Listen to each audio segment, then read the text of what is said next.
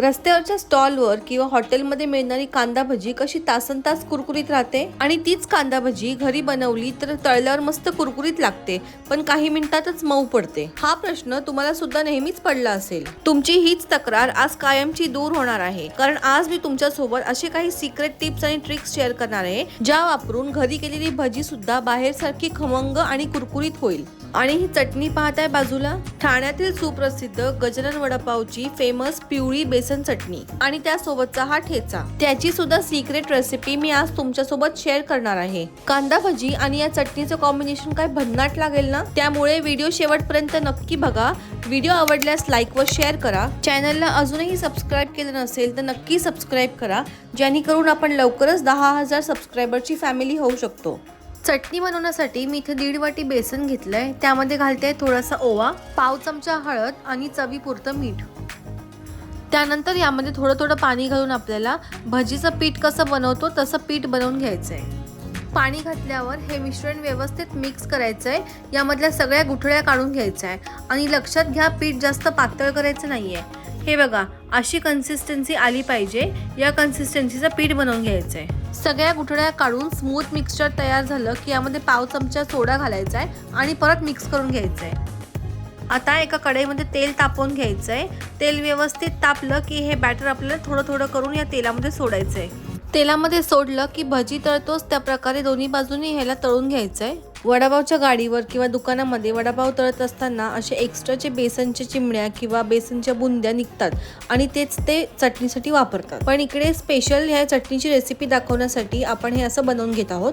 आता हे बेसन व्यवस्थित तळून झालं की ह्याला काढायचं आहे आणि लगेच गरम पाण्यामध्ये टाकायचं आहे। गरम पाण्यामध्ये टाकल्यामुळे ह्याच्यातलं जे जास्तीचं तेल असतं ते निघून जातं आणि सोबतच पाण्यामध्ये भिजल्यामुळे मिक्सरमधनं व्यवस्थित बारीक होतं। अगदी 2 ते 3 मिनिटच आपल्याला पाण्यामध्ये ठेवायचं आहे, त्यानंतर लगेच काढून आपल्याला हे मिक्सरमधनं फिरवून घ्यायचं आहे। हे बघा, याला मी मिक्सरमधनं फिरवून घेतलं आहे आणि ह्याची व्यवस्थित एक पेस्ट तयार झाली आहे। आता या चटणीला आपण फोडणी घालून घेऊया। एका कढईमध्ये अगदी जरासं तेल घेतलंय, त्यामध्ये जिरे घातलेत आणि आता लसूण आणि मिरचीचा ठेचा घालते। हा ठेचा अगदी अर्धा ते 1 मिनिट परतून घ्यायचा आहे आणि यातलं मी थोडंसं काढून घेणार आहे नंतर चटणीच्या वरून टाकण्यासाठी। इथे मी तिखट लवंगी मिरच्या वापरल्या आहेत, त्यामुळे खूप कमी प्रमाणामध्ये मी हा ठेचा घातलाय। तुम्ही तुमच्या आवडीप्रमाणे तिखट किंवा कमी तिखट करू शकता। आता या बाकीच्या फोडणीमध्ये आपल्याला बेसनाचं हे मिश्रण घालून घ्यायचंय। यातच पाव चमचा हळद घालून अर्धी वाटी पाणी घातले आणि चटणीचा घट्टपणा ऍडजस्ट केलाय। आता फक्त अर्धा ते 1 मिनिट आपल्याला ही चटणी गरम होऊ द्यायची, कारण बेसन असल्यामुळे जास्त शिजवलं तर घट्ट होत जातं। तर हे बघा, मस्त अशी आपली बेसनची चटणी तयार झाली आहे आणि चव म्हणाल ना तर अगदी ओरिजिनल ठाण्याच्या गजानन वडापावच्या बेसन चटणी सारखीच चटणी तयार झाली आहे। आता मस्त कुरकुरीत खमंग कांदा भाजी बनवून घेऊया। इथे मी 3 मोठे कांदे उभे चिरून घेतलेत। कांदे चिरताना खूप जास्त पातळ चिरून घ्यायचे नाहीये। त्यामध्ये घालते 2 चमचे धणे, अर्धा चमचा ओवा, पाव चमचा हळद, 2 चमचे लाल मिरची पावडर आणि चवीपुरतं मीठ। या रेसिपीची गंमत म्हणजे आपण ही कांदा भाजी बनवत असताना थेंबर सुद्धा पाण्याचा किंवा सोड्याचा वापर करणार नाहीये, तरीही भजी कशी मस्त तासनतास कुरकुरीत राहते।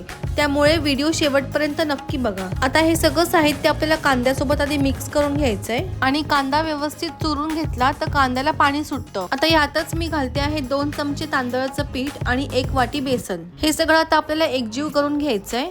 एकजीव करत असताना कांद्याला सतत चुरत राहायचंय, जेणेकरून त्याचं पाणी सुटतं आणि त्याच्यातच आपल्याला हे बेसन भिजवायचंय। या भजीमध्ये बेसनाचा वापर कमी केला जातो। हे बघा, आता बेसनाला चिकटपणा तुम्हाला जाणवायला लागेल आणि असंच चुरत कांदा आणि बेसन आपल्याला एकजीव करून घ्यायचं आहे आणि भजीचं पीठ तयार करून घ्यायचंय।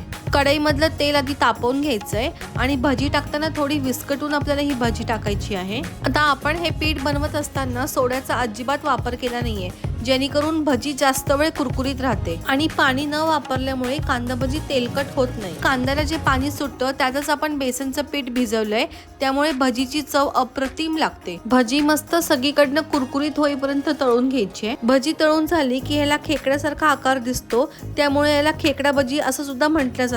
हे बघा, मस्त कुरकुरीत लाल होईपर्यंत आपण भजी तळून घेतलीये। आता ह्याला काढून घेऊया।